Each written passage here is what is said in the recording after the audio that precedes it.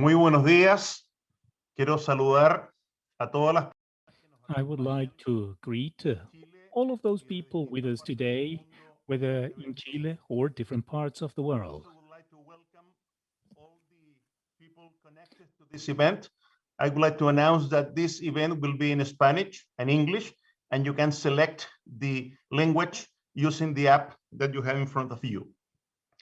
Gracias nuevamente por estar con nosotros en este Thank you lanzamiento so much for being with us de today in the launching of this initiative called Chapter Zero Chile.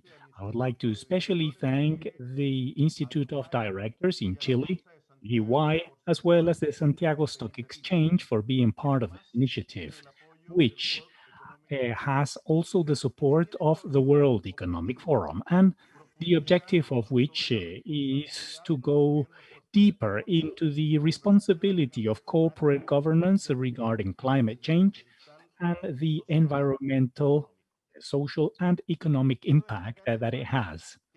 I would also like to highlight that this event is part of the global agenda of the 2021 summit organized by the World Economic Forum. And I would also like to thank the people following us from Chile and different parts of the world in today's event. I would briefly like to explain why we are so motivated by Chapter Zero Chile and why we're motivated in working with corporate governance. We are convinced of the important role that companies play in the benefit of countries and the progress of citizens and the world. So what we would like to do from Chapter Zero Chile is to start by informing the members of the board, directors, and companies. We would like to convince them all of the importance of managing climate change, adaptation, and addressing this challenge that we are all facing. But above all, we would like to motivate everyone to continue transforming, to continue trying to find economies that are low carbon emissions, trying to contribute to the development of society. That is what Chapter Zero Chile would like to do, and we would like to welcome you all for supporting us in this task. In order to address the importance of governance in climate change, I would like to thank the Minister of the Environment, Carolina Schmidt, who is with us today. You know the support that she can provide us, and we really want to thank you for your great support in order to make progress in this environmental governance on how to address this challenge that we're all invited to participate in.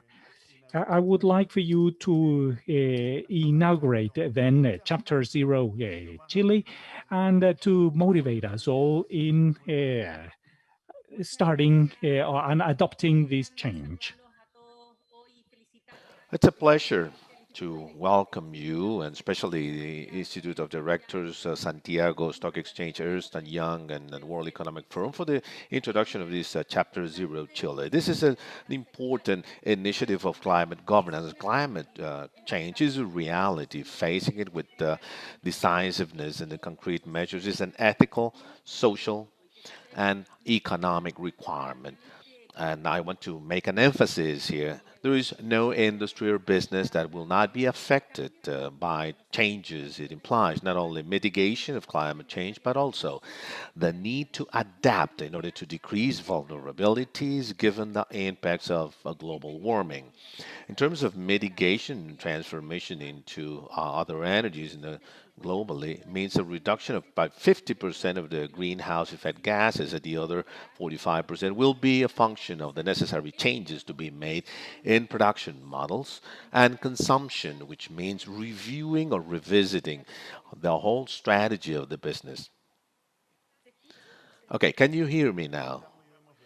Yes, loud and clear, Madam Minister. Now you can go on. How far did I go into my presentation? The first 30 seconds. So nothing then. Okay. Anyway, very briefly, let me Like I said, climate change is reality today. There's no question about that. Facing it, we have to be decisive this is a ethical, social, and economic requirement. Now, let me emphasize on this. There's no industry or business that not be affected, deeply affected by changes, not only the mitigation of climate change, but also the need to adapt in order to reduce vulnerability of these changes. In terms of mitigation, let me say that the transformation into renewable energies globally will mean a reduction only but 50% of the greenhouse effect gases. The other 45% will be a function of the necessary changes to be made in our production and consumption models.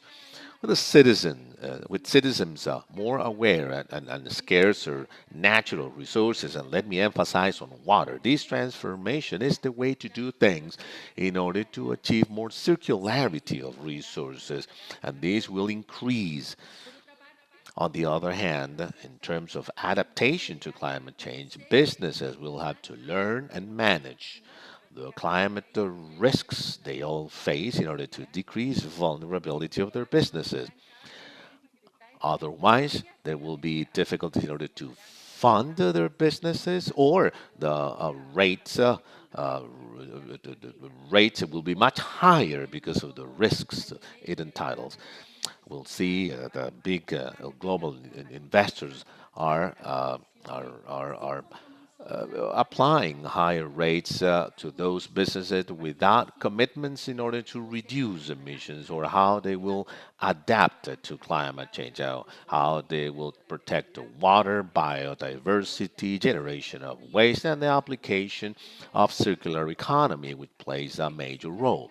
That's why it is key for boards to include in their governance the climate as a key variable for sustainability,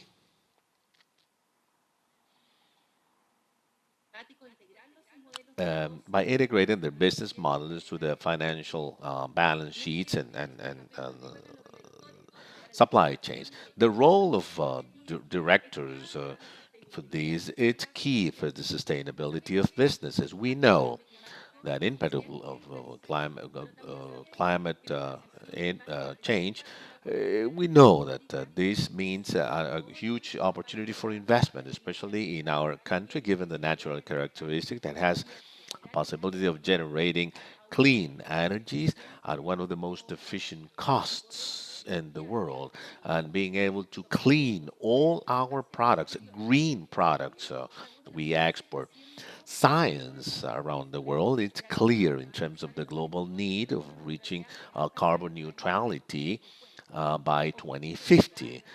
This is the goal. All businesses and the stakeholders, both government and non-government, should be focused on. Our government has this commitment, and in April last year, in midst of the pandemic, a new updated goals in line with carbon neutrality by 2050, but a huge increase, which these says that the peak of emission of our country will be by 2025, the very least, as well as the emission reduction by 2030 will be this intermediate stage into the carbon neutrality and resilience by 2050, as we said in the climate change basic law, which is being discussed in the government, and that thanks to the collaboration of the science and the academia,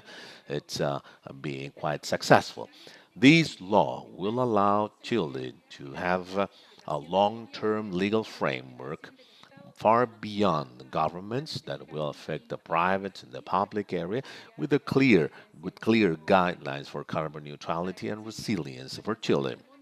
Achieving carbon neutrality requires an investment of about 45 billion US, which are important net savings for Chile, which creates an NPV exceeding $30 billion, as mentioned by the World Bank, has seen an increase of the GDP of 4.4% by 2050.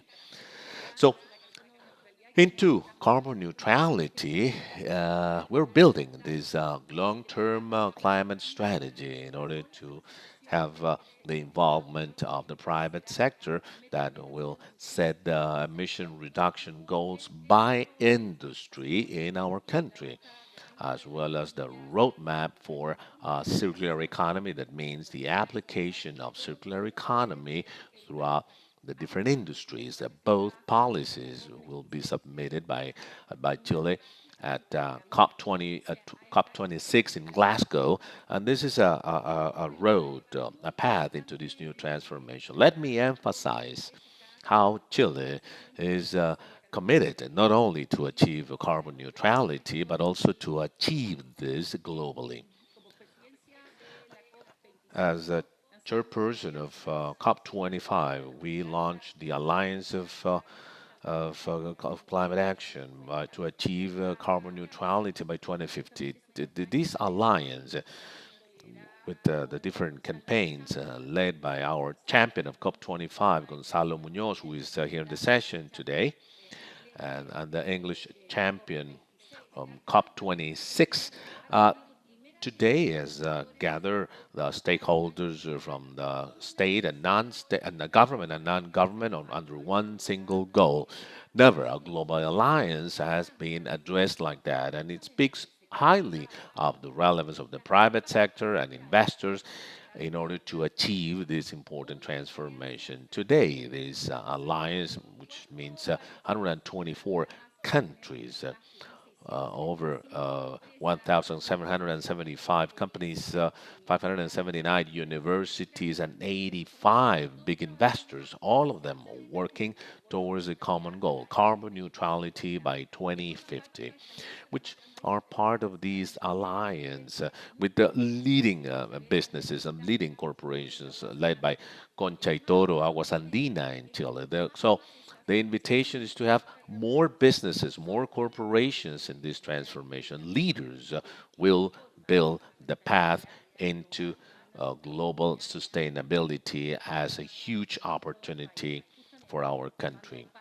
By being part and joining these, we can drive, we can push the changes required by the world. Thank you. Thank you, Madam Minister, for your remarks. These are the opening remarks in this launching of Chapter Zero Chile. Really, this is a very encouraging message to work with corporate governance, work with the boards, corporate boards. And as you said, maybe look at this transformation dimension. We are convinced that the companies we play a major role in the development of society. Of course, we're in the production of goods and services. We are in the production of energy. We are in the food production. We are in transportation. And overall, we are in all the activities demanded by the society, by development and prosperity of society. So we have a responsibility. We have the role to adapt, to change, and probably there, Chapter Zero Chile would like to emphasize the value of transformation in adaptation. You mentioned more circular economies. You discussed measuring the water footprint, carbon footprint. All those are corporate transformation elements that are following the right line, Madam Minister. Once again, thank you. Thank you for being with us this morning in the launching of Chapter Zero Chile. Thank you, Madam Minister. And let me now like to thank all those in this initiative this morning. Say that in order to drive, to push Chapter Zero Chile, we have put together a board, a set of people, a group of people, sharing the motivation, these adaptability and transformation. Let me briefly introduce our board, and they've have a brief message which we'll be sharing with you. I'd like to thank Marcarina Navarrete, senior partner of EY, Karen Poniaci, corporate board member, Gonzalo Muñoz, a high-level climate action champion, Juan Andrés Camus, CEO of the Santiago Stock Exchange, and Cristian Rodriguez, associate, David Rockefeller Center, Harvard. All of them are part of a Chapter Zero Chile board. We have a corporate governance model that will make us work as a board. And of course, we would like to contribute along the lines of this initiative. So let me introduce now a short video by our directors showing why the motivation of being part of Chapter Zero.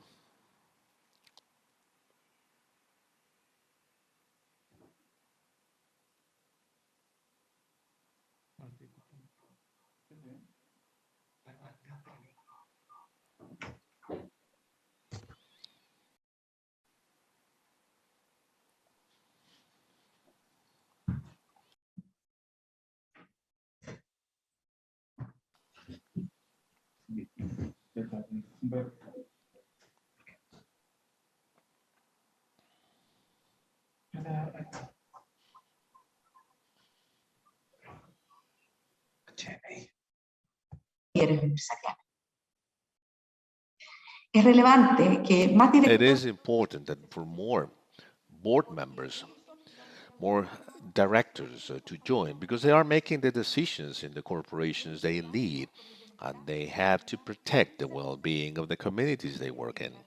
They have to protect the society and the environment. Businesses are not in isolation. Those who are not worry about these terms will not only see an effect on reputation, they will see an economic effect because more and more investors are requiring these environmental, societal governance parameters.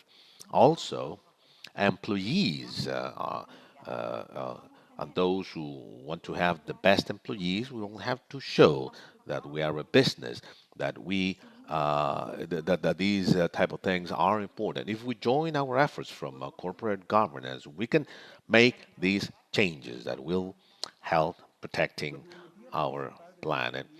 The reason for me to participate in Chapter Zero, in order to address such a pressing problem as crisis, the climate crisis, we need the action of businesses around the world. These has to begin, but the big corporations, and then involving all the value chain, all the way down to a collaboration of an organizational culture and economic system that will work towards solving this pressing crisis. It is more important to have more directors because the decisions in those corporations are made up on top, and this has to be part of the success metrics.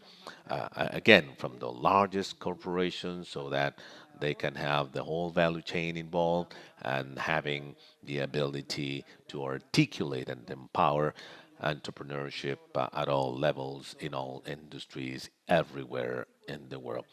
I'm in Chapter Zero because I strongly believe that climate change makes sense not only from the environmental standpoint but also from the economic standpoint. As a country, we have signed commitments to protect the environment and as a prerequisite for development. This is the time for our businesses to take this transition into a low carbon economy, not only as part of the environmental responsibility, but also as a key assumption for the success of the business. It is important for the other directors to join Chapter Zero Chile to embrace the opportunity to be at the center of one of the most important global alliances in order to increase the global responsibility of climate responsibility of corporate governance. This will make our Chilean companies not only more sustainable, but essentially more competitive. I'm part of Chapter Zero because I'm fully convinced of the importance of adding environmental factors in the business so as to contribute to a sustainable development and to add value to the current and future generations. Climate change challenges us all, and that's our responsibility to face it at all levels. As far as corporations and businesses, I believe they have to face this challenge with a presence, because they are the key heart of economic and social development of countries. That is why protecting the environment, designing effective strategies for the transition into a low carbon economy, it's a top safety of aviation. There was a Guadalajara convention setting the rules and duties and obligations of pilots. There is a personal responsibility of the director vis-a-vis the business, stakeholders, investors, of course, and that regardless of who called or invited the director to the board, there is a responsibility, a serious personal responsibility. Here, there is an interesting debate in Europe on duties and responsibilities of the board, whether that should be part of the due diligence in climate, environmental, and human rights issues. Being pragmatic, uh, there has been the calls saying that we have to be careful in excessively regulating responsibilities of directors because that may stop the development of regulations as a whole. There, I believe an alternative for to for directors to uh, take this responsibility is that other and above the tone at the top, we have to think on how to offer more transparency on who is the beneficiary of businesses that have an influence on what it is discussed in the boardroom. Uh, the one that selects or that chooses a director has an even greater responsibility than the director of suggesting policies that will mitigate and will assess climate change, so so that the uh, proper importance is given to those topics. And let me close by saying that past this conflict that we have to understand between the responsibility of directors and shareholders and stakeholders versus the personal loyalty of those who invited them to the boardroom, there is this challenge of consistency between the voice of the business in terms of public policies and its own operational strategy in terms of sustainability.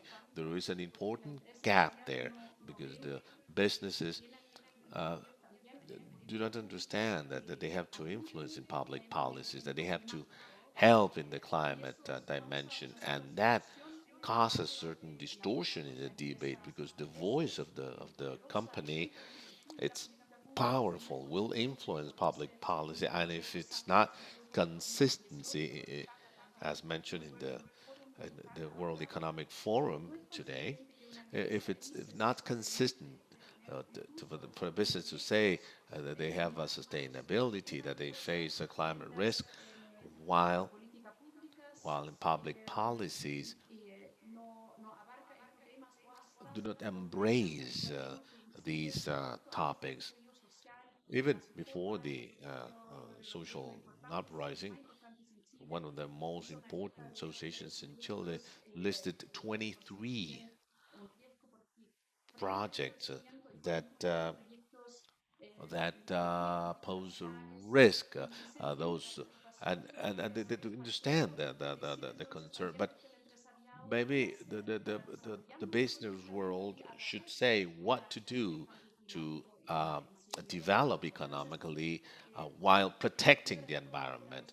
So the political voice of the business is important. It's important, and transparency is an important tool, providing the positive incentives so businesses to have this consistency, uh, uh, focusing focusing their lobby on climate change. But these topics should be part of the corporate strategy so as to be consistent. Jeanette, thank you. This is dealing with climate issues and specific committees in the board, and this responsibility of a pilot in a plane, regardless of the owner of the airline. So, as an analogy of the responsibility of the owner, data it's important. But now let's go to Rosario. Rosario, of course, your experience and your vast public experience would like to talk to us about the regulatory framework. Uh, Tell us on the global regulatory framework, best practices, corporate governance, disclosure. Give us an overview, and then we'll go into the specifics of Chile. Thank you. Thank you for the invitation. This is chapter zero in Chile. It's important. We cannot see that. Can see that as a sign of what is being done around the world. The role of businesses to make sure to be there on time to address climate risks. And like Jeanette said, this is social dimension. How from the corporations we can reach carbon neutrality. This having an initiative for a directors board of directors that is very important. It's having to have this leadership form the boardroom so as to have them involved and to be effective in this strategic debate. The framework, regulatory framework, you have the OCDE framework that deals with the fiduciary duty of directors. Material risks, of course, go beyond the financial risks, and and the, the transparency and the importance of businesses to disseminate these non-financial issues, environmental, social, governance, because that has an impact on the business, on the development of the business, and how investors make their decisions. In Chile, you see that over time we have a growing awareness of corporate governance and that some practices for sustainability and for long-term sustainability of the corporations and climate change is not only that something that affects mining companies, the energy or agriculture, but that may affect uh, the financial industry, for instance, or the opportunities of businesses creating technological alternatives or alternative energies that may leverage this opportunity. So in Chile, there is a certain reluctance in some boards, in some businesses, some companies, and behind them, shareholders, controllers, some group thinking as to how to address this topic. And even though progress has been made, probably motivated by the role of investors, uh, role of customers, which are motivated by climate change, competition, but also the regulator. And there, I would say in Chile, it's fair to say that 2012 from the regulator, that we have seen the importance of adopting good governance practices and report them in 2012, requesting the capital market companies to report on the operation of the board, relationship with the shareholders, risk management. Then we added the sustainability report in the annual report. And yesterday, how the Financial Market Commission is discussing the fact of putting these two worlds together, governance and uh, the way we manage governance, environmental and social issues, and then climate change specifically have to go hand in hand. And and this proposal which is being discussed, and I would like to ask you to contribute to this debate, is really interesting because the way This is a structure I believe is quite in line with the World Economic Forum principles, the, the transfer of financial disclosure, because it focuses on the structure from governance of businesses and how that will have an influence on risk management strategy and how that will lead to objective indicators and goals. So if you compare with the World Economic Principles for good governance for climate change, there is a clear sign that from governance, from the operation of the board, what skills matrices are required. What is the goals? What are the horizons? Not short term, not thinking of this year profitability, but how, what goals are set, how the strategy is addressed, and from there, businesses to or corporations to adopt the KPIs and metrics.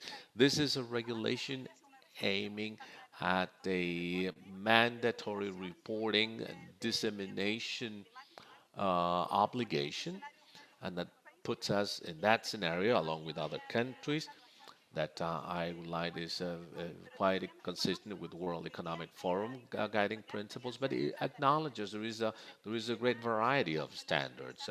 So it gives room for the companies to choose the standards that make more sense. Materiality may be different in the different industries, but there is a useful information for investors, for the various stakeholders, and even though this is for capital market businesses and banks, this is an interesting benchmark for other companies. It could be a useful toolkit for different industries when following this path of climate change and how to address it. It's clear sign that we have to go from governance. Thank you. And it's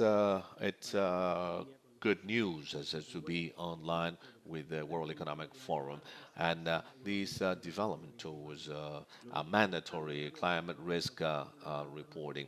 These standards is we have this dichotomy in terms of the obligations for list of listed and non-listed companies.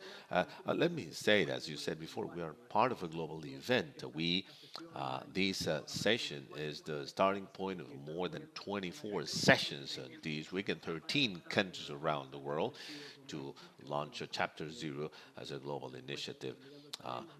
In closing this panel, we will go to www.climate.org. But back to the panel, we have Luis Hernan. I believe it's really interesting. As I said, we've discussed investors, we've discussed the regulation, and Janet offered her views. But Luis Hernan, you've spent over 15 years as a very active member in boards in Chile. What's your practical, hands-on experience on addressing the climate issues in boardrooms in our country? Well, first of all, I want to thank you for the invitation. And I want to start by saying also that we're a little bit delayed at a country level when talking about these issues. But I want to see the positive side of this in the sense that a lot of progress has been made in the recent times. There is a growing number of companies that are taking this topic more seriously.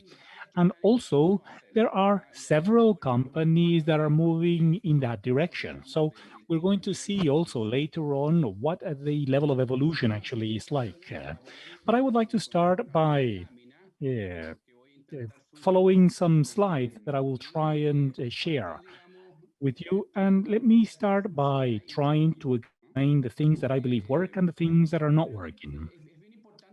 It is quite important in boards, especially during the first stages, to address sustainability. Sustainability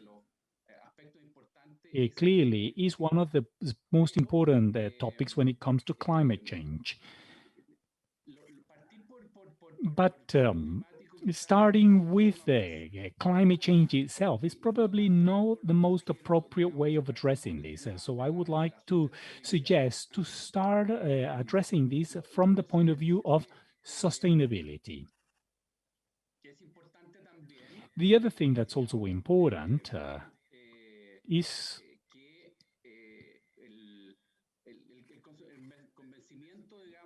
to see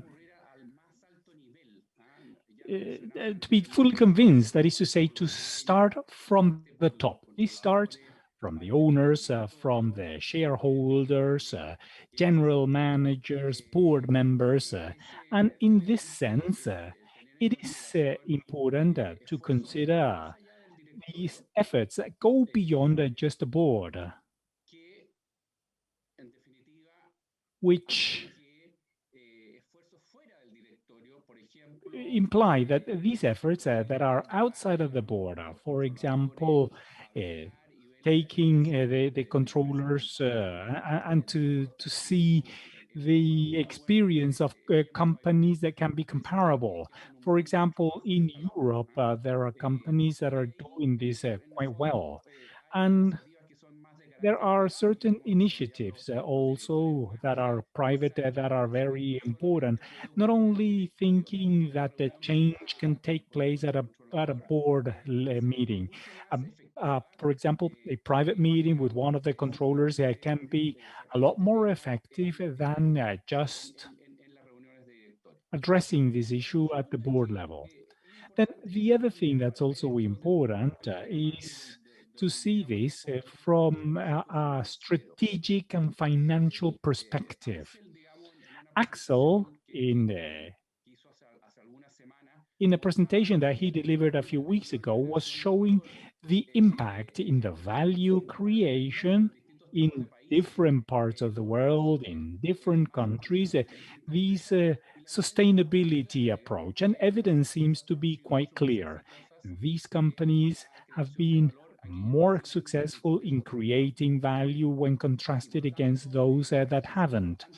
And therefore, it is important then to incorporate this dimension, because shareholders are highly influential if there is that kind of support, that kind of backup, showing results that can be obtained by undertaking these kind of initiatives.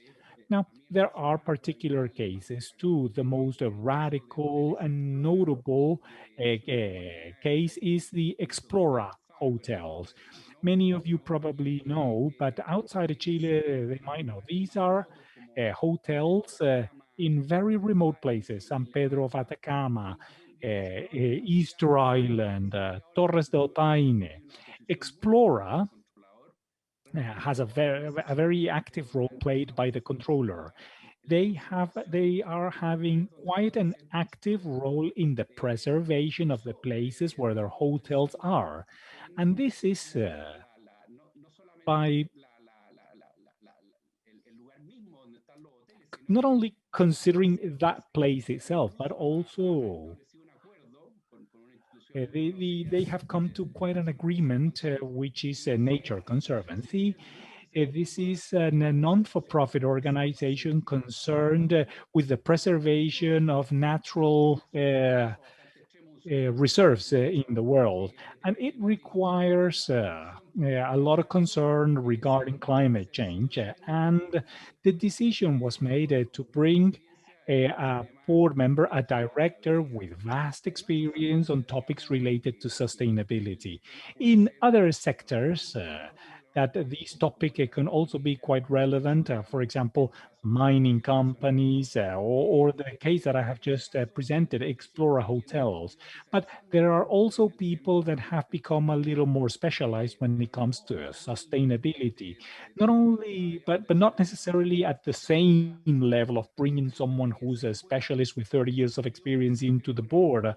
That could be necessary in some boards, but not for all of them. So another element that I believe is important is the training of board members. And what's important here is having structured schemes, having KPIs, having the appropriate reporting. There are several companies that have followed an unstructured approach, and this has not been enough because it's not just about having a sustainability report.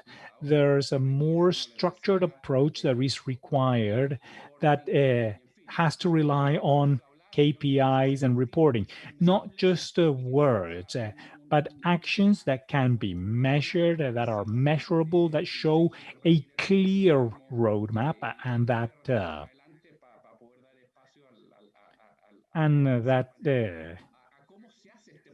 it really talks about how this process is done, starting from scratch in a company. I will address this in a few more minutes, how to be quite concrete on how to travel along this journey that makes it possible for companies to address climate change responsibly and concretely.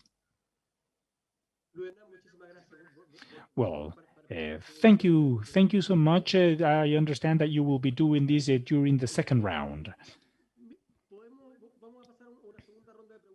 We're going to go to a second round of questions. We would like to go to questions from the audience at some point too. Don't forget that you can send them over the WhatsApp number. Janet, let me start with you in this second round. Let us talk a little bit about one of the things that you've already started mentioning and also Rosario mentioned. We wanted to talk about data. Axel was also saying we base this on data. How do you see reporting, quality of data? What is the progress that has been made, and what are some of the gaps that can be found? Well, I believe that this is a very important topic. The OECD, in a report from last year, precisely put a focus on the quality of the data. And you may recall that there's a lot being debated on how to improve audits on financial data, cases like, for example, Wirecut. And we can see that the quality of non-financial data is something that has not been looked into deeply enough. Financial data presents plenty of challenges for investors to make a decision based on that, and stakeholders, and that stakeholders can trust on the information that's being provided. I'm not talking about a challenge for Chile. This is a worldwide challenge, like the OECD has said. It is important to keep this in mind as a diagnosis, because in practice, that means that we are not awarding companies that are doing this well when it comes to risk management, climate change mitigation actions, when it comes to environmental and climate change impacts. We are not rewarding companies that are doing this well. Maybe our current reporting system does not allow us to compare or to differentiate those that are doing it well versus those that are not. So we should be moving forward in that sense, having a clear idea of the role of the regulator.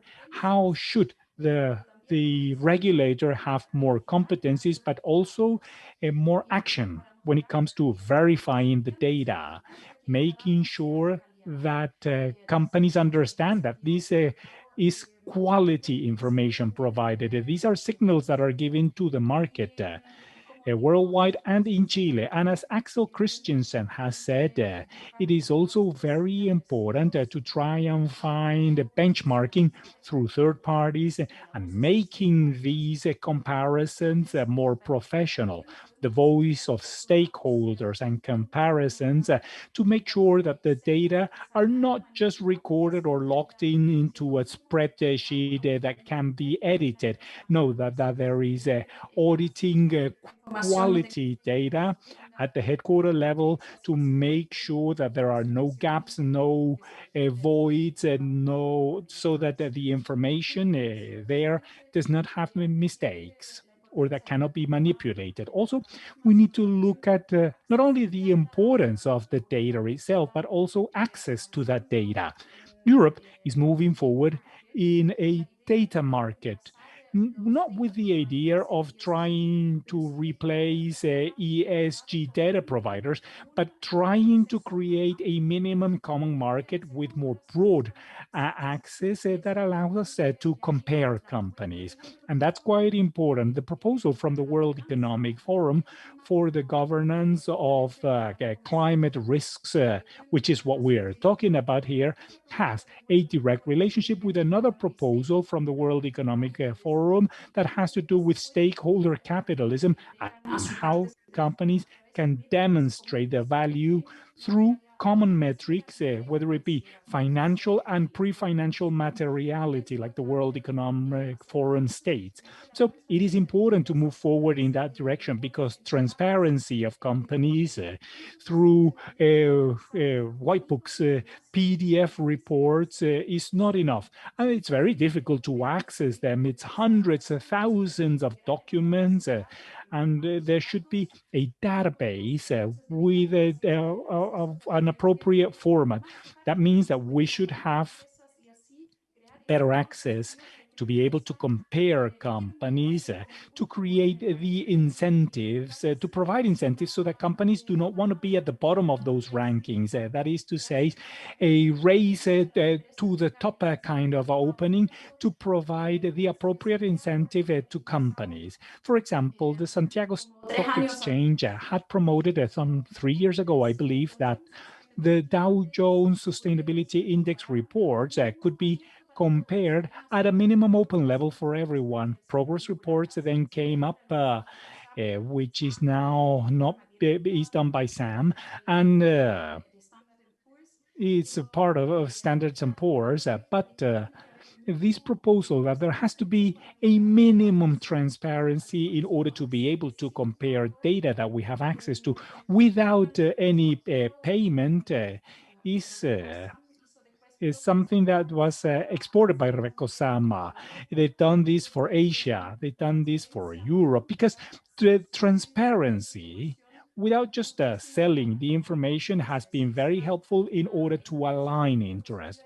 This positive concrete experience that we had at the Santiago Stock Exchange that I wanted to highlight because we should be moving forward towards a data market with a minimum level of transparency. And with this, I will close my presentation.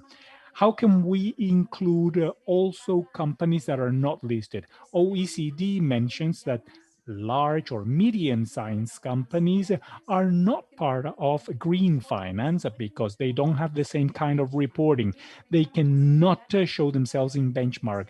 And at least from a certain size on, they should be able to use these reporting so that they can compare themselves regardless of whether the company is listed or not. I believe that there should be a mandatory reporting and a data market available. Well, thank you so much, Janet. And I believe that then the question is, what's the role of the regulator? Improving integrated reporting? Maybe, Rosario, you can tell us what's being done at the public level in Chile today. Please, in 2 minutes, can you just give us a snapshot on what's taking place in Chile right now? I think that there's quite a powerful signal precisely when we were talking about this mandatory report that was consulted to the CMO.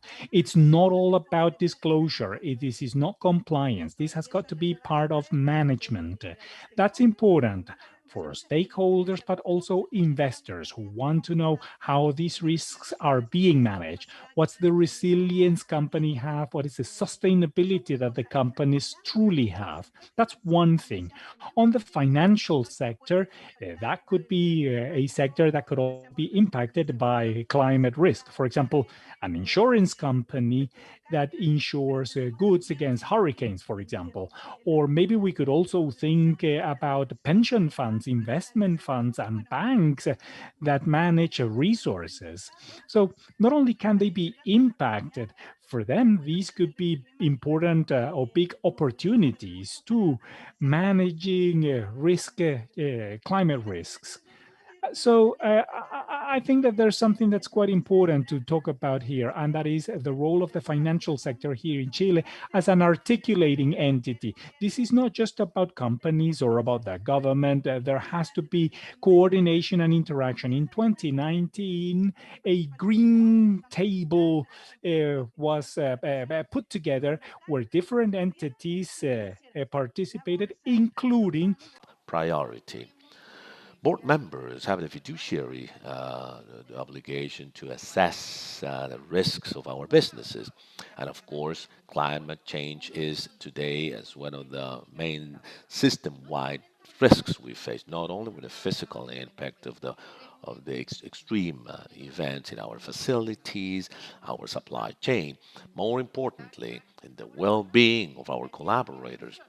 The transition risk plus higher taxes, technologies that will allow us to reduce emissions, and poor reputation for doing nothing. Chapter Zero gives us the knowledge and the tools to meet our fiduciary duty to assess, mitigate, and to make climate changes we face transparent for the market.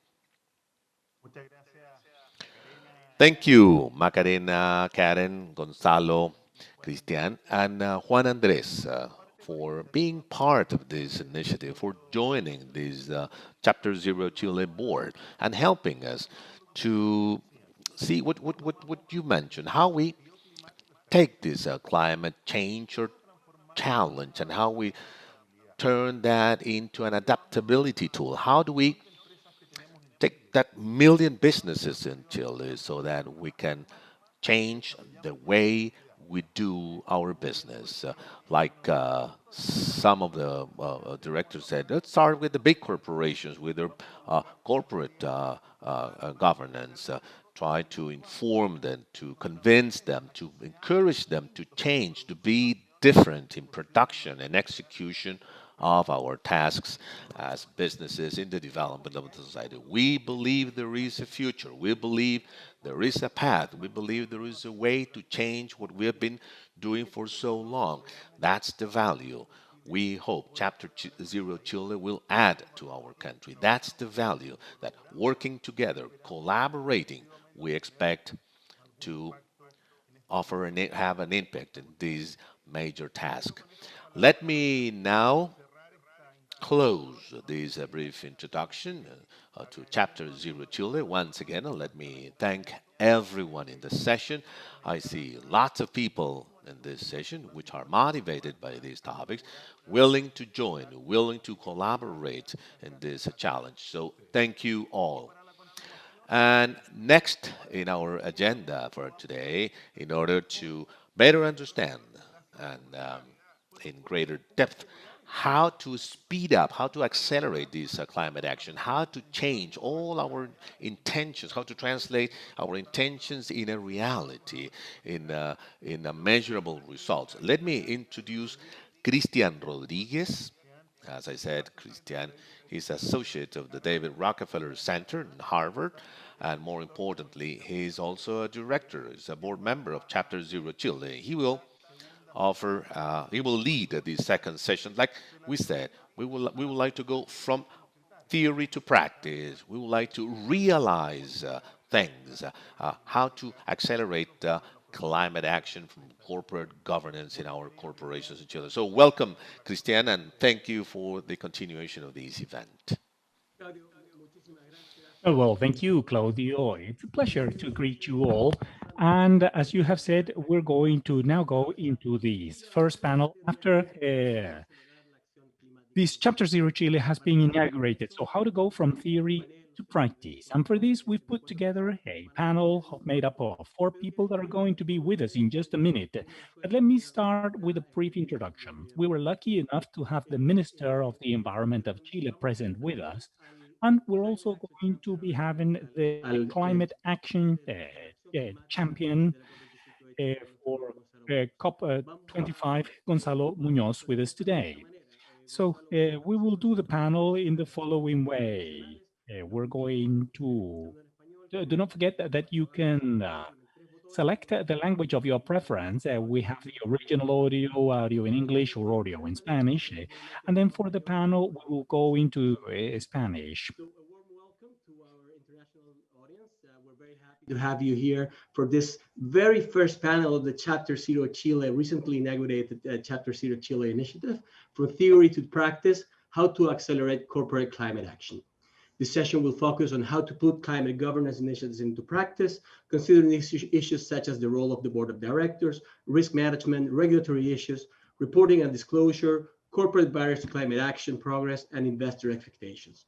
We're going to conduct the inauguration of this panel in English, and then we're going to follow through with the panel in Spanish, but as Claudio mentioned before, in the lower part of your screen, you have an interpretation token, and you can go, of course, to English, Spanish, or original language. We're extremely grateful to have opening our panel, Mr. Gonzalo Muñoz. Gonzalo is the high-level climate action champion of Chile's UNFCCC's COP25 for Chile for UNFCCC's COP25 and COP26.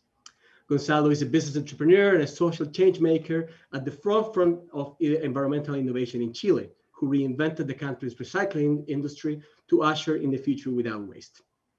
He did so by founding a recycling company in 2009 called Triciclos that produces a recycling station capable of recycling 90% of household solid waste. Through the popularity of his innovation, Gonzalo has been leading a cultural movement to advance environmental sustainability and social inclusion in Latin America and beyond. In recognition of his leadership, Gonzalo was awarded the Circulas 2019 prize at the World Economic Forum's annual meeting in Davos, and was also invited to join the New Plastics Economy Advisory Panel at the Ellen MacArthur Foundation. But even most dear to our hearts today, as we launch Chapter Zero Chile, is that Gonzalo is also one of the founding executive board members of our initiative of Chapter Zero Chile. So to speak to us and to kickstart our panel, speaking to us about climate change and enterprise and taking us from a global strategy to the role of Chapter Zero Chile, I will leave with you, Mr. Gonzalo Muñoz. Well, thanks so much, Christian, and thank you, of course, to the Chapter Zero Chile partners for this event. It's a real honor to join all of you for the launch of Chapter Zero Chile, and really inspiring to see the level of interest in climate change among so many non-executive directors in our country. We all know that this year is absolutely a critical one for so many reasons, but none more important than delivering an historic turning point when we emerge from the twin crises of COVID and climate breakdown with a renewed sense of purpose and a confidence that we can get back on track to ensuring a safer, healthier, cleaner, and more prosperous future for our children and grandchildren. In November this year, the world leaders will convene in Glasgow for the 26th convention of the parties known as COP26. It is an important moment because it is the 5th convention since they agreed to combat irreversible climate change in the Paris Agreement back in 2015, and all countries must provide an update on progress today, together with robust national carbon reduction target, or known as national determined contribution. It is also important because science shows us that the 2020s will be the decisive decade and determine the future of a climate and of our civilization. It is as serious as it sounds. And we know that governments cannot do this alone. To tackle climate change, we must all work together in order to decarbonize the global economy. That is precisely what Race to Zero and Race to Resilience were set up for. As this is the Chapter Zero launch, let me refer to the Race to Zero. It is a global campaign bringing together non-state actors such as businesses, investors, cities, and universities to commit to an ambitious and credible science-based goal of net zero by 2050 at the very latest, underpinned, of course, by robust midterm decarbonization as well. The COVID-19 crisis definitely has brought us face to face with long-standing systemic risk, from poorly funded healthcare system to air pollution that causes underlying health problems to deforestation that's exposed us to new viruses. So in rebuilding, every government, business, and investor has a unique opportunity to set out a strategy that confronts systemic risks and delivers strong resilience to shocks such as pandemic, floods, drought, or extreme heat. And there is a clear public support for the green recovery because people see what's in them, for them. Cleaner air, just transition for the children, the protection of nature that in turn protects their health, homes, and livelihoods. So through the Race to Zero campaign with my friend and fellow high-level climate action champion from COP26, Nigel Topping, and a broader global team, we are aiming to create a positive ambition loop with private sector and other non-state actors providing the mandate for national governments to set clear targets. This in turn will ensure that there are clear regulatory and legislative frameworks in which businesses can feel confident to set their commercial strategies and invest. When we started with this plan almost 1.5 years ago, there were almost zero formal commitments to net zero by 2050. So far, globally, more than 2,000 companies have joined the Race to Zero. Many of them are large multinational like those you advise. Corporate commitments alone under the Race to Zero campaign now cover over 12% of the global economy and 9.81 trillion in revenues. When we combine those commitments with ones done by countries, we have now almost 68% of global GDP with net zero commitments. Waiting, of course, for the US to join probably next month. But let me explain that properly. In less than 1.5 years, the net zero went from 0 to 68% of the global GDP. The net zero trajectory is absolutely inevitable for all businesses around the world. Even here in Chile, I am proud to say that there are already 63 companies in the race. Imagine how many more this could be if we all make climate change as a central board topic in the coming months. Chile is still the most competitive economy in South America, and to remain so, we must now lead the way on climate change. Let me refer now to the role of the directors. The rapid emergence of interest in climate change among businesses around the world is not surprising.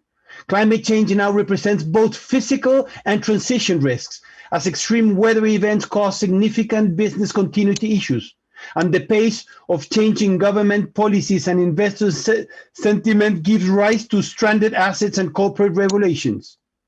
We're starting to witness sector change at exponential rates, so boards need to anticipate how quickly markets will shift and not just assume that they can extrapolate from recent years.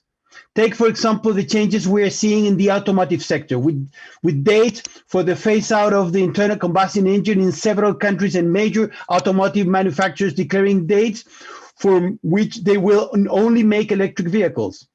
So the businesses you advise need to take two steps urgently. First, identify the risks represented by climate change in line with the protocol established by the Task Force on Climate-Related Financial Disclosures, and define the actions needed to enhance the resilience of their operations, their supply chain, and their customer base. Second, develop a net zero commitment and commercial strategy that takes advantage of the opportunities represented by climate change and future-proof your products and services. This agenda will require new understanding and new skills of board members. And as non-executive directors, you can and must ask the right questions to prompt them to integrate climate change into the heart of their business models. This, of course, brings us back to Chapter Zero, which is so well placed to help you establish good climate governance in the business you advise, to equip you with the understanding, frameworks, and models to enable you to work with businesses and accelerate the race to zero in the region. This year represents a unique, important, and exciting moment for businesses. So I thank you for everything you're doing on this agenda. I urge you to encourage your businesses to enter the race and really hope to see hundreds of Chilean businesses in the race to zero by the time the world convenes in Glasgow in November for COP26. Thank you very much. Back to you, Christian. Gonzalo, thank you very much for this introduction, and we really welcome, of course, the passion with which you introduce the topics, because it's really what we need to get to the goal.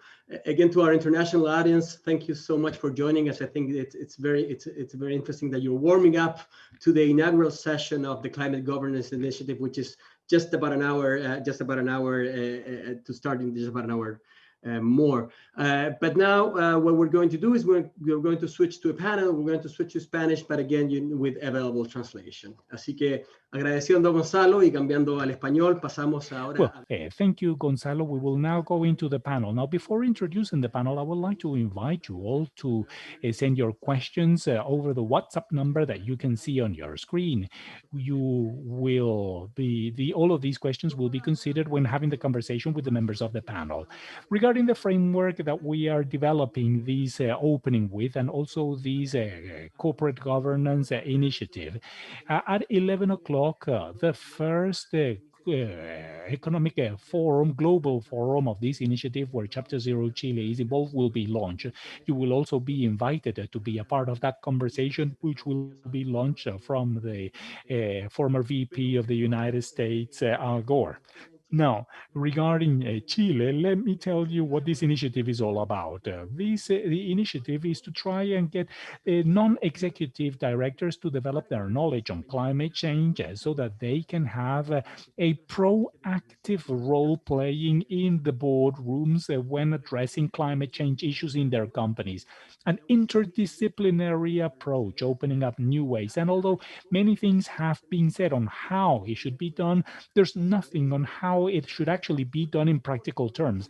And that is why the World Economic Forum in Davos in 2019 launched principles, very ambitious, on how to establish effective corporate governance in the boards, which include the climate responsibility, knowledge on the topic, the structure, risk assessment, opportunities assessment, strategic assessment, incentives, reporting, and exchange. So in order to talk about these guiding principles and what boards can do in bringing us closer in fighting against climate change, that's why we have put together an extraordinary panel. Let me show you let me tell you who they are. First of all, Axel Christensen is one of the directors at BlackRock, which is the largest fund administrator. Before joining BlackRock, he participated in asset management, AFP Cuprum. He's also a member of the reform of the capital market in 2018 and an advisor for the pension fund reform. He is a civil industrial engineer from University of Chile.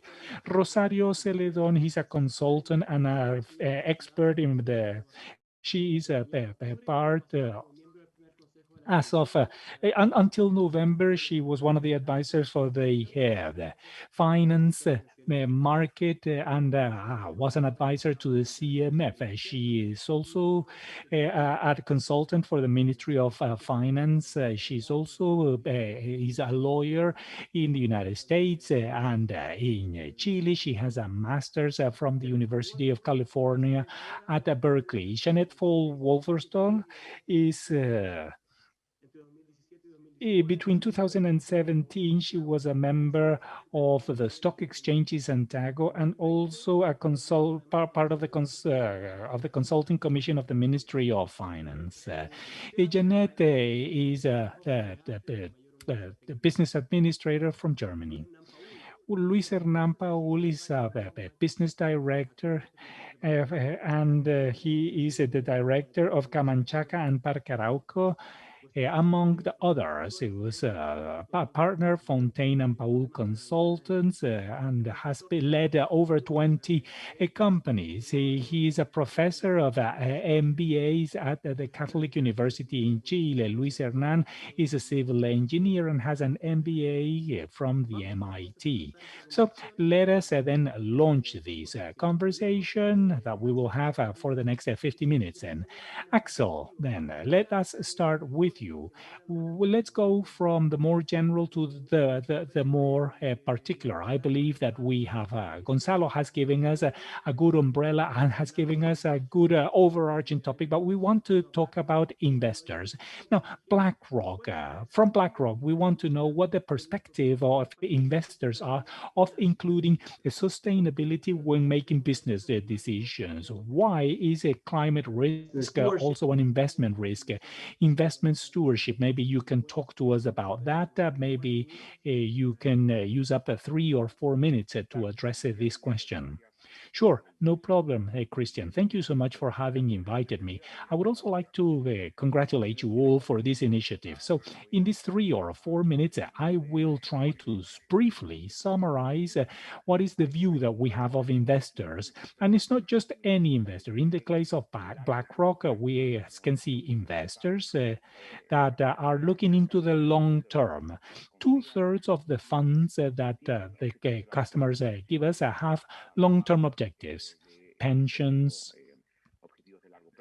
long-term interest, housing savings, which means that we have to look for sustainability, financial sustainability, or obviously a company or companies cannot project themselves in the long range if they do not have financial backup, but also considering non-financial factors. For example, climate change, but also the social role of companies, the relationship with communities, with their associates, with their clients, with the whole surrounding and stakeholders, but also how it governs itself, how it can be sure that the different members of the company have a way of expressing their concerns. So how do we do this in BlackRock?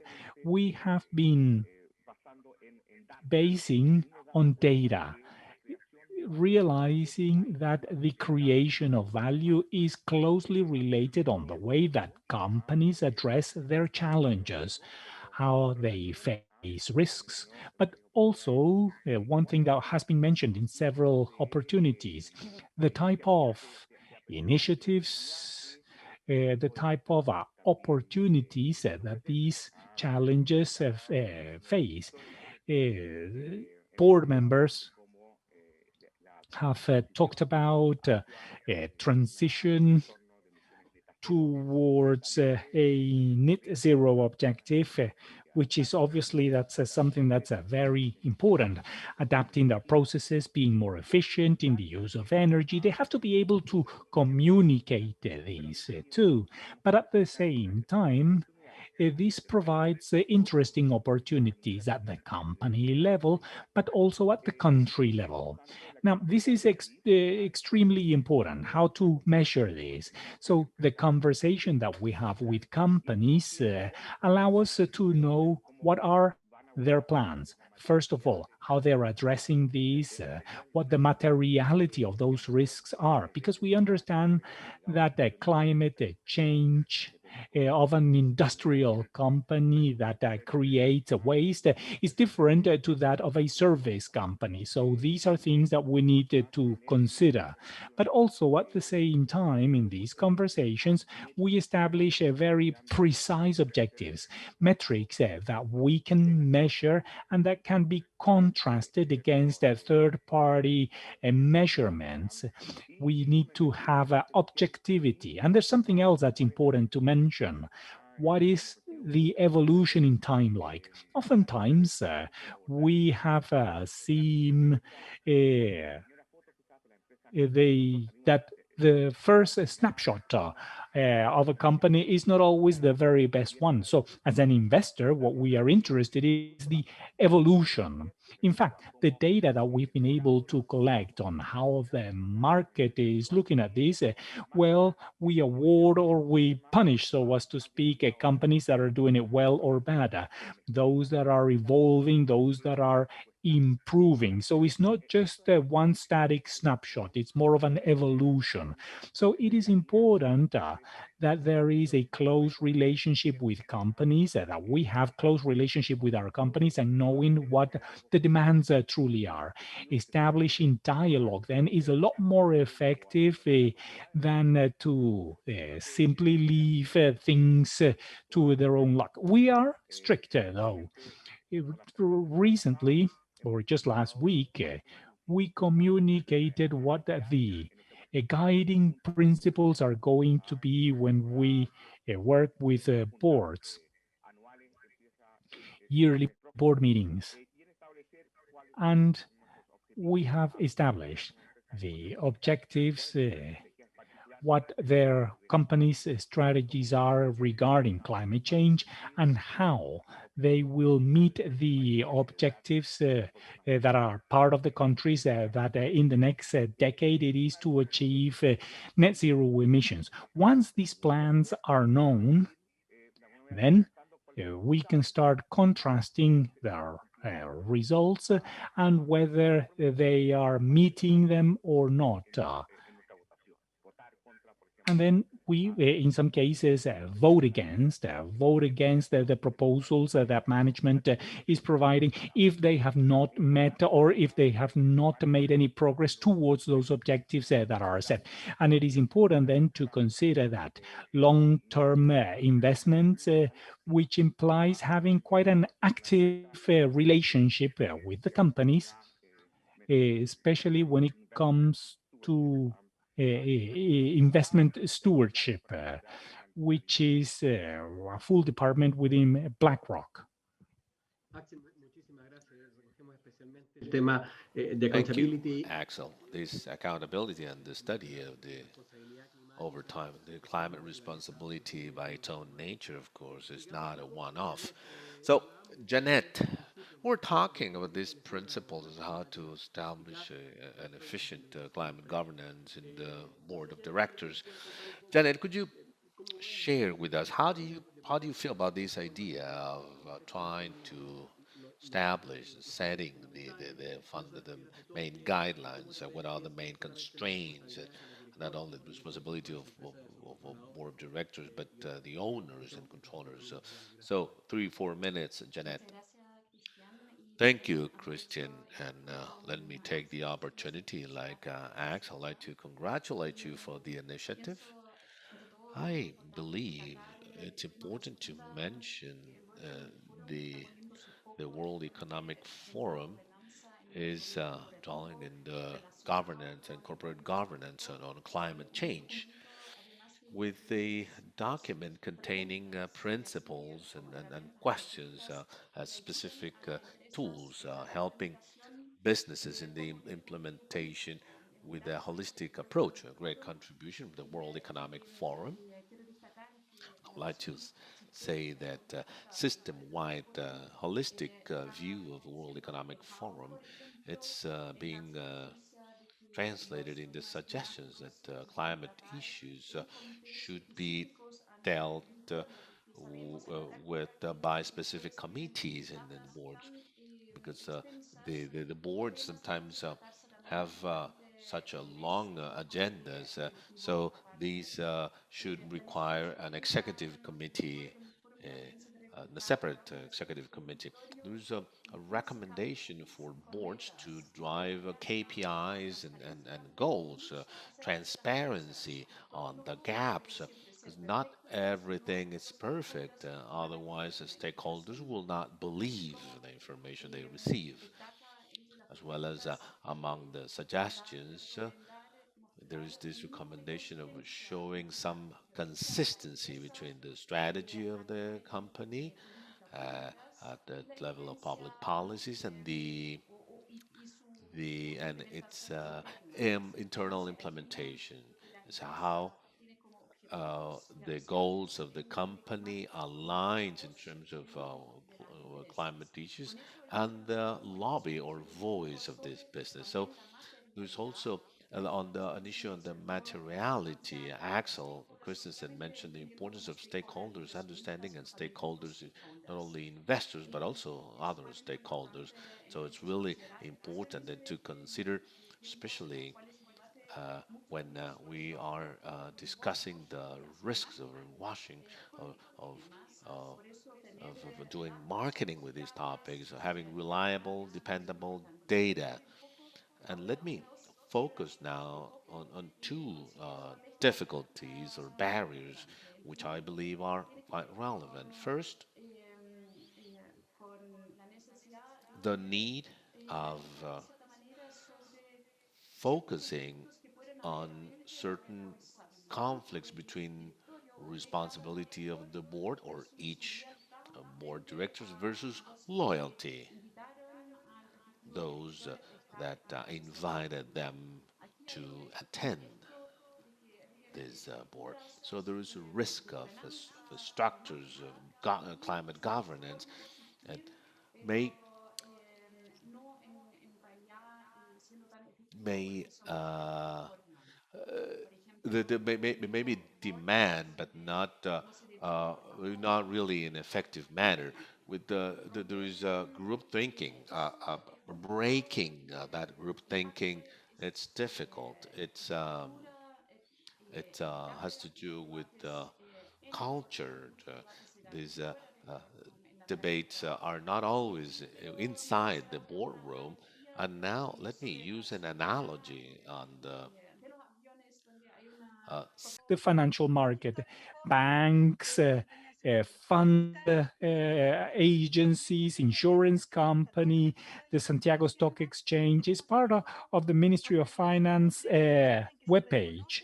There is a declaration that stemmed from there, and the importance of climate change management was achieved, and even a commitment with a green agreement, a green covenant was put together.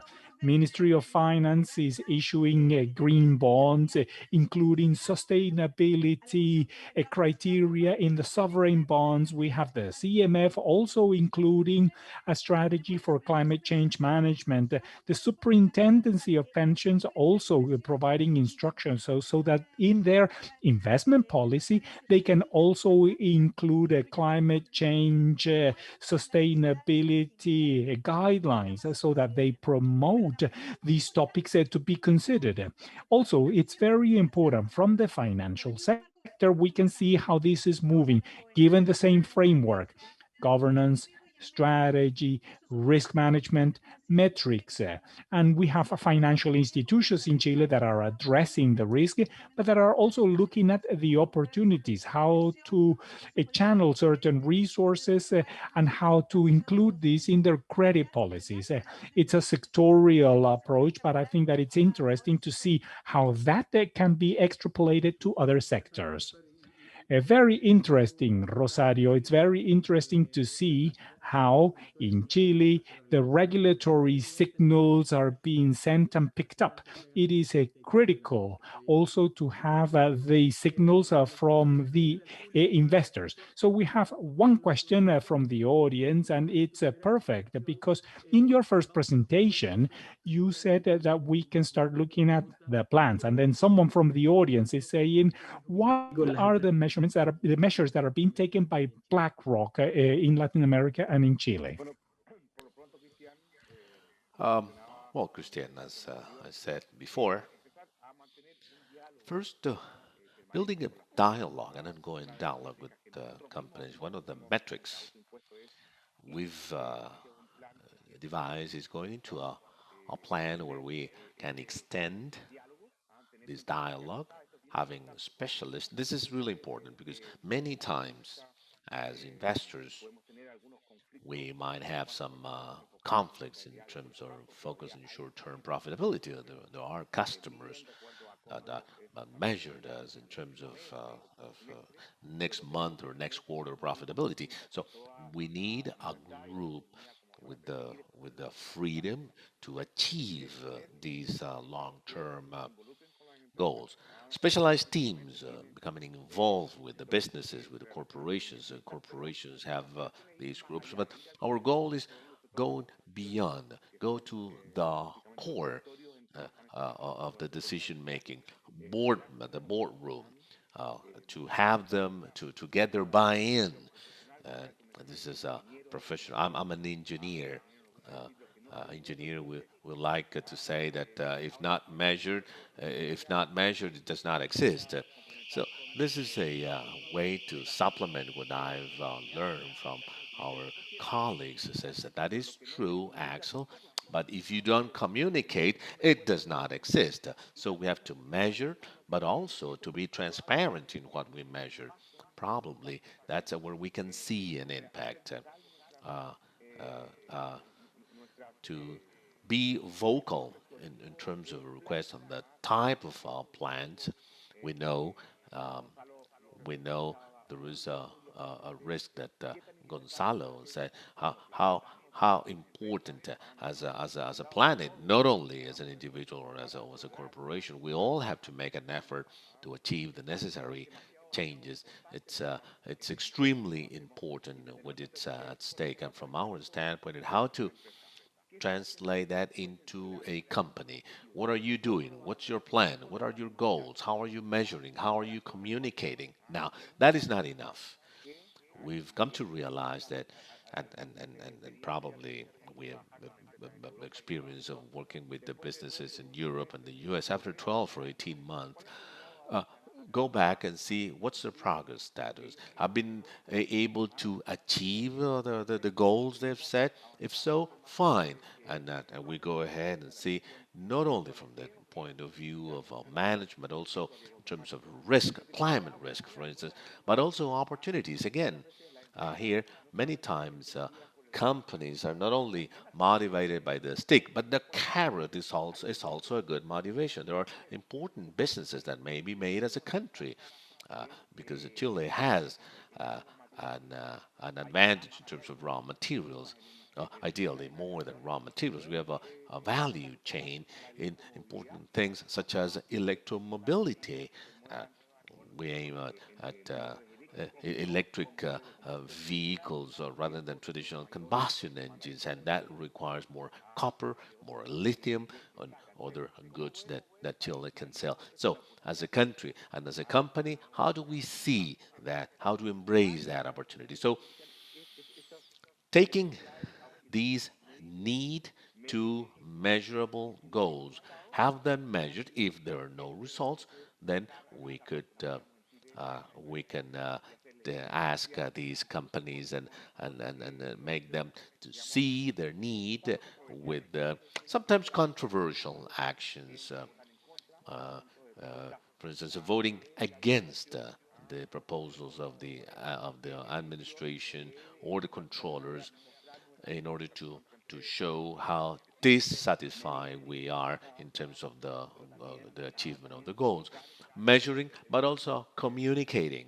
That's the core of our work. We've begun with more developed countries, as we also believe we have to we have to be transparent and we have to be consistent. Last week, just published our goals, how we will be operating in our will be deciding in the board meetings. Europe and the US, the thing is growing. We hope that we will have dialogues and as fruitful as possible with local domestic companies or companies in Latin America so as to make progress into the achievement of our goals. Thank you, Axel. Of course, there's measurable goals, but also forcing companies, not only offering a stick but also a carrot. I, and there is another question, Luis Hernan, with has to do with your second point. What should be the strategic the strategy to address these topics from the board? See, boards, we have to face these topics, and there, let me go back to some of the things I've mentioned. Particularly, let me show you. Uh, uh, Incidentally, this BlackRock carrot, the result in terms of the value creation of those companies with sustainable approaches. Evidence is clear, not only in the US and outside the US, but also in the emerging markets. and that's really important. Uh, and the path followed by companies or corporations. Let me combine here my experience as a consultant. The definition of the base situation of the baseline situation of the business to understand specific possibilities. That this changes, this varies from sector to sector, from industry to industry, but questions are required, such as is it feasible? Is it reasonable within a given horizon to achieve net zero emissions? Or what are the KPIs? What are the incentives associated to the meeting? I've seen in other parts of the world, in Europe, companies that executives are being required indicators on sustainability issues leading to their bonus payment. And this is not something we have seen here in Chile, but also asking questions such as what's the view of other stakeholders in terms of climate change. So I would say here we have a view that should adopt different elements. First, the current, today's situation, have that integrated with the overall corporate strategy. This is strategy. This is not a topic in and of itself. This is part of the overall corporate strategy. There is a role of leadership of the board and the leadership from the CEO or general manager, realistic goals in terms of how to reach the low carbon economy. And this is what they call the transition climate strategy. This path, this way that will lead companies to achieve the goals set. So it is a path that it could be longer or it could be shorter as a function of the industry. But let me show you uh, the case of Enel. There are several issues mentioned today which are key. First, this context of sustainability, where climate change is key. There is no sustainable strategy without considering climate change. Second, dealing with the material issues on climate as well as other sustainability issues, not just the tiny details, but the more substantial issues. Building a sustainability plan that will involve specific actions, not just lip service, but I mean, the the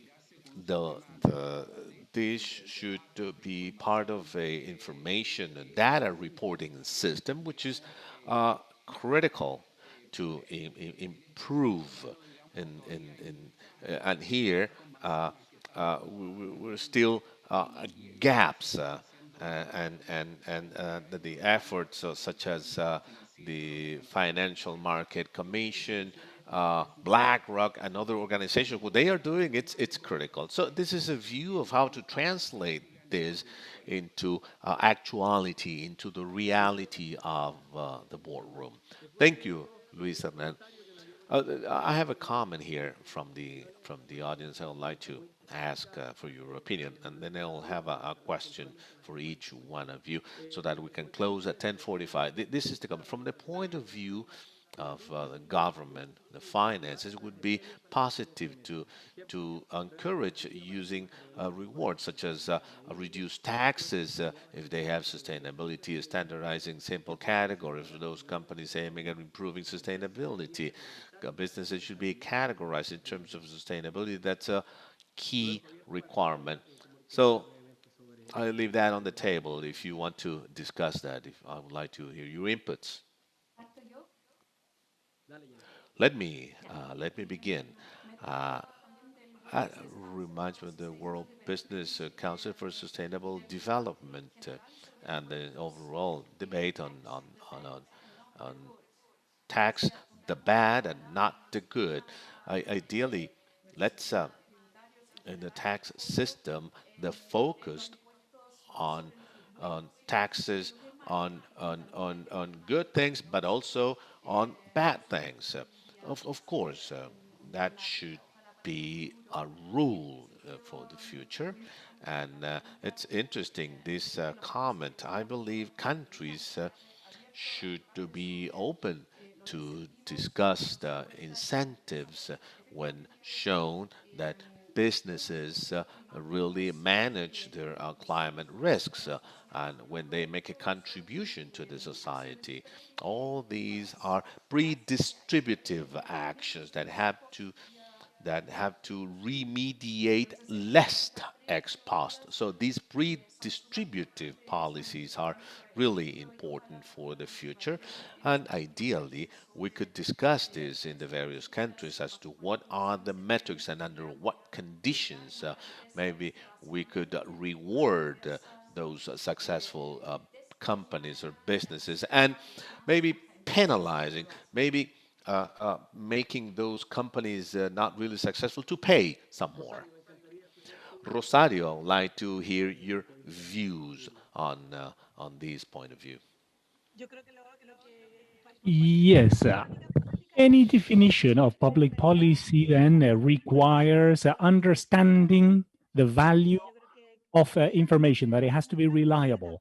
And I believe that in Chile, we're not at that stage yet. There are still companies that in the sustainability reports, they focus more on corporate social responsibility and how that impacts a society, that the steps of having reliable, comparable information, those challenges that Janet was talking about, is still something that's critical for us to put together any public policy. Well, thank you so much. Let me change the topic just a little bit, Luis Hernan and Axel, as board members and investors. I would like for you to give us maybe a couple of ideas that are practical, talking about these initiatives that we've been talking about today in Chapter Zero Chile. These initiatives are also being launched in 13 other countries in the world. So, how can an initiative like that from corporate governance promote better governance to address climate change promoted by the board members? Obviously, what can be done? What do you think is the way to go? Well, I think that your role as a guiding light, providing different perspectives, is critical, is essential. One of the things that has called my attention is to see how this topic is more recurrent. There are more people participating. And I believe that the quality of participants in these forums.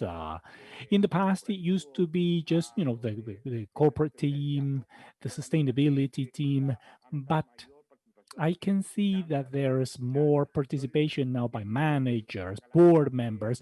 Therefore, I believe that the message is coming through. So the first thing that I would like to say is creating spaces, creating room for conversation, for comparing experiences. There are some experiences that are very positive and important too. Also, sharing the failures or sharing the things that have been more difficult.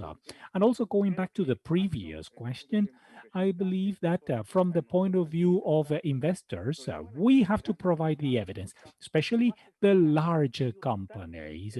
It's not necessary to have a tax incentive. The market is already rewarding this. Maybe for smaller companies that have problems in trying to cover the expenses that are necessary, maybe we could talk about public policies in that sense. But Luis Hernan was already saying this. There is enough data that shows that the private sector, that the investors are already recognizing the value created by this.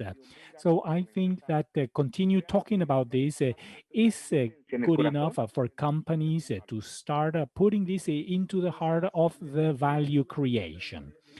Luis Hernan, I have the same kind of question for you. Well, I would just like to add by taking the two previous questions. I think that transparency. Moving forward in transparency is something critical. Ideally, one would say, why don't we get it to accounting? Why don't we do this, something like accounting, IFRS rules, and we can all exchange that and we can compare. But obviously, it's more difficult. But still, progress can be made. Maybe by creating information that can allow the markets and the companies to know where each one is ranked. So I think that that is one important first step that needs to be taken. Secondly, it has to do with training and everyone from top to bottom. And I'm not thinking only about the people that work in the company, that work for the company, but also the board members, so that everyone can be on the same page, so that everyone can understand what are the key elements regarding sustainability, regarding climate change risks, which are tremendously important, but also having a humble attitude. I think that maybe because of the role that I've had to play in the corporate governance center in the Catholic University, it really calls my attention. And this, I don't know if this happens in other countries too, that directors, board members are are not very happy when it comes to training. It's almost like they're a stage in life where it is only about sharing their vision.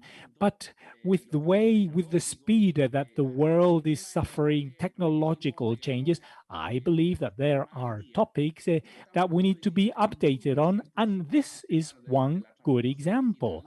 We're talking about digital transformation, but also, and maybe we can talk about that at another seminar. But I would like to invite directors, board members, owners of companies to get trained on these topics. This is a topic that has many angles, and it's important not only for companies, but also for the country and the world. Thank you. Thank you so much, Luis Hernan. I believe that this gives us the opportunity to tell you that Chapter Zero Chile, in Chapter Zero Chile, that's precisely what we want to do. We're going to have a training and information dissemination and also sharing this journey towards a higher climate stewardship. And that's why we will be inviting you to participate in our website, IDDC, Institute of Directors, also with the Santiago Stock Exchange. So we're going to be addressing you, we're going to be approaching you for future initiatives that Chapter Zero Chile will take in the near future. I want to thank all the members of the panel for this wonderful discussion. I would also like to thank the board members of the Chapter Zero Chile, especially the wonderful team of the Institute of Directors in Chile, Stock Exchange in Santiago, the support from EY. And I want to leave you with two invitations. First of all, this is happening in Chile, and in parallel, it's happening in 13 other countries in the world. The Global Summit, the first global summit of corporate governance on climate change, will start in 15 more minutes. The World Economic Forum will launch a session which will be opened and inaugurated by the former Vice President Al Gore with global companies. I would like to invite you to participate in the climate government.org. You will see the 24 sessions that are taking place, and that goes hand in hand with the other invitation. One of the other sessions, it's a second session which is being organized by Chapter Zero Chile on Thursday, 25th at 9 o'clock. We're going to have a multi-sectorial panel to talk about the different sectors. We will have Macarena Navarrete, also from Anglo American, the president of the general manager of Enel in Chile, Paolo Palotti, Francisco Ruiz Tagle, and Claudio Muñoz. They will be with us, and it will be moderated by Fadwa Gajardo, Executive Director of the Institute of Directors in Chile. So with that, I would like to thank you for having participated. I would like to invite you to participate on Thursday and to stay close to look at the things that Chapter Zero Chile is doing in increasing the responsibility of board members. Thank you so much, everybody, and thank you for having